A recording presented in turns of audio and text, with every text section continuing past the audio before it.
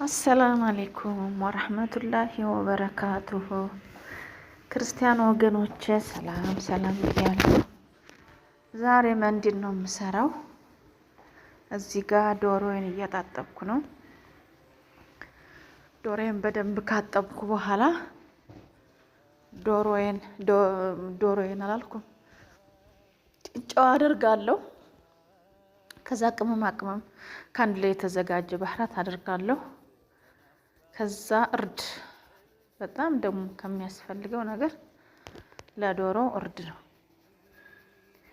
እርድ እዚህ ጋር አድርጌያለሁ። ከዛ እንደዚህ አሸዋለሁ። ትንሽዬ ዘይት ያስፈልገኛል። ዘይት አድርግና እንደዚህ በደንብ ሽት አድርጉት። መጀመሪያ ስላላሳየዋችሁ ነው እንጂ ሳጥብ በቢላዋ ትንሽዬ ቆረጥ አድርጉ። ካለዛ መብሳት ቅመሙም ጨውም ምንም እንዲገባ ወደ ውስጥ ጣዕም እንዲኖረው ማለት ነው።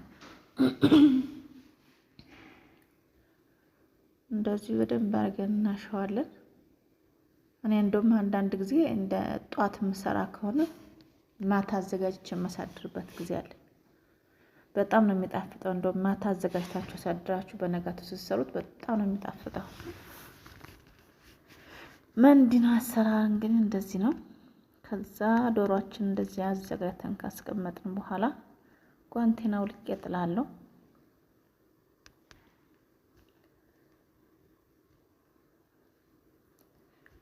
ከዛ እዚህ ጋር ሽንኩርት ጠብሼ ያስቀመጥኩት አለኝ።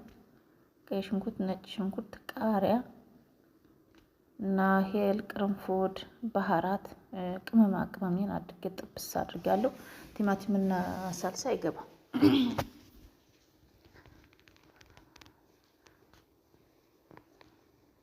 ከዛ ስጎዬን እና ዶሮዬን ካዘጋጀው በኋላ እዚህ ጋር ሩዝ 2 ኩባያ ሩዝ ነው የማድርገው እኔ ለግማሽ ከሩብ ዶሮ።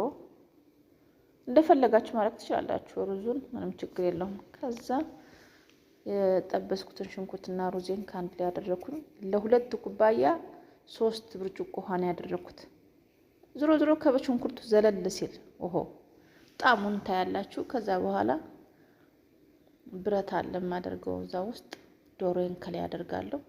አሸግኩ ጨረስኩ ማለት ነው። ከዛ ኦብኔ ውስጥ ከታች 1 ሰዓት፣ ከዛ በኋላ ከፍታችሁ ከላይ ቀላ